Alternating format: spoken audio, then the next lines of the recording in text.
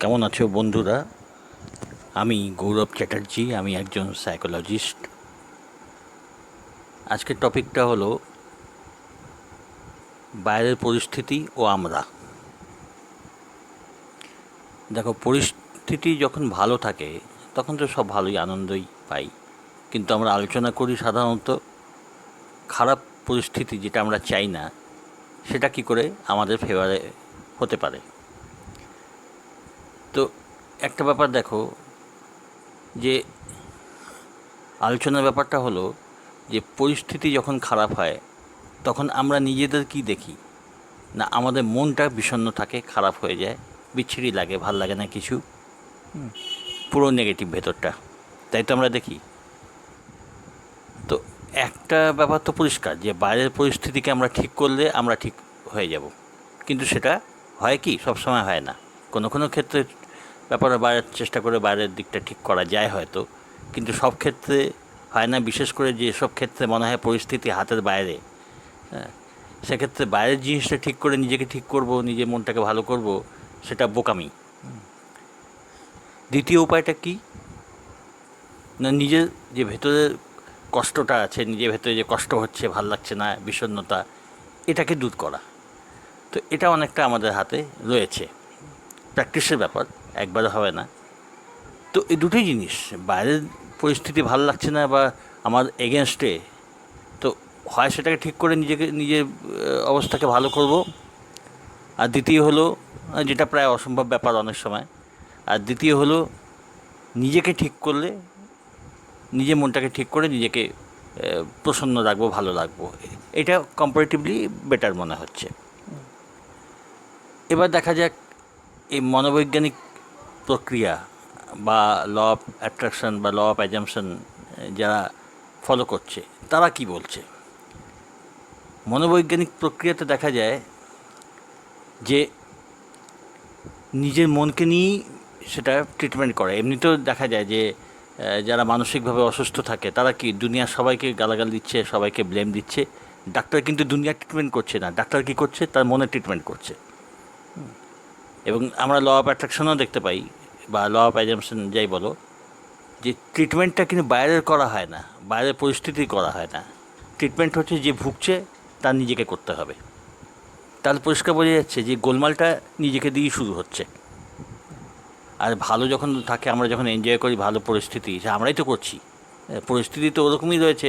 ওই পরিস্থিতি কারোর জন্য ভালো লাগছে, কারোর জন্য হয়তো সেটা তেমন না। অনেকের জন্য সেই পরিস্থিতি দুঃখজনক। হ্যাঁ, যেমন ক্রিকেট ম্যাচ বা কোনো একটা যুদ্ধ, যখন আমরা জিতে যাই আনন্দ আমরাই পাচ্ছি, কিন্তু যারা অপোনেন্ট তাদের দুঃখ হচ্ছে। তো পরিস্থিতি কিন্তু একটাই। তো ট্রিটমেন্ট যদি করতে হয় তো নিজেরই করতে হবে, এবং সেটা আপেক্ষিকভাবে সহজ। তো আমরা কি দেখতে পাই, যখন আমাদের পরিস্থিতিটা খারাপ, আমাদের মনের ভেতরটাও ভাল লাগছে না, বিষণ্ণ, তখন কয়েকটা প্র্যাকটিস রয়েছে যেই প্র্যাকটিস দিয়ে আমরা নিজেদের মনকে ঠিক করতে পারি। তো তার মধ্যে দেখা যায় যে একটা জিনিস আমরা যেটা সহজে আমাদের মাথায় আসে সেটা হলো প্রেয়ার, প্রার্থনা। প্রার্থনা করা, এটাতে মনটা অনেকখানি রিলিজ হয়, মন অনেক হালকা হয়, অনেক ভালো হয় মন। এবং তার মধ্যে হোপনোপনো প্রেয়ারও আছে। হোপনোপনো প্রেয়ার যারা আমার ভিডিওতে আছে তোমরা দেখতে পারো। তো ওই প্রেয়ারটাও কী করে, এগুলো শুধু নেগেটিভিটি বা ভেতরের যে একটা, যেটাকে ল অফ অ্যাট্রাকশনের ভাষা যেটাকে বলে রেজিস্ট্যান্স, এই যে যাবতীয় যে নেগেটিভ পরিস্থিতির জন্য আমাদের ভেতরে যে ভালো না লাগা ভাবটা আসে, যেই হোক, রাগ, বিদ্বেষ, বিষণ্ণতা, যাই হোক, ওটাকে রেজিস্ট্যান্সই বলা হয় ল অফ অ্যাট্রাকশনের ভাষায়। মানে মানসিক একটা ব্লক। তো ওটা রিলিজ করতে গেলে কি করতে হবে না, ওই হয় হোপনোপনো প্রেয়ার বা অন্য যে কোনো প্রেয়ার, যাতে ভেতরটা রিলিজ হয়। কোনো জিনিস হাতের বাইরে, তো যারা ঈশ্বর মানে, তো ঈশ্বরের কাছে নিজেকে স্যারেন্ডার করা, যে তুমি যা যা করার করো, এটা হলো স্যারেন্ডার করে। এইভাবে যারা প্র্যাকটিস করে প্রার্থনা, ঠিক আছে, সেটা খুব ভালো জিনিস।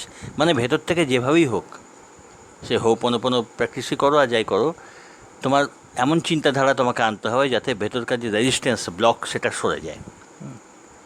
এরপরে আছে মেডিটেশন প্র্যাকটিস, হ্যাঁ, গ্র্যাটিটিউড প্র্যাকটিস। তো এইগুলো কি? এগুলো সবগুলোই হলো ভেতরকার যে ব্লক, হ্যাঁ, মানে চিন্তার মধ্যে যে ব্লকেজগুলো আছে সেগুলোকে রিমুভ করা, হ্যাঁ।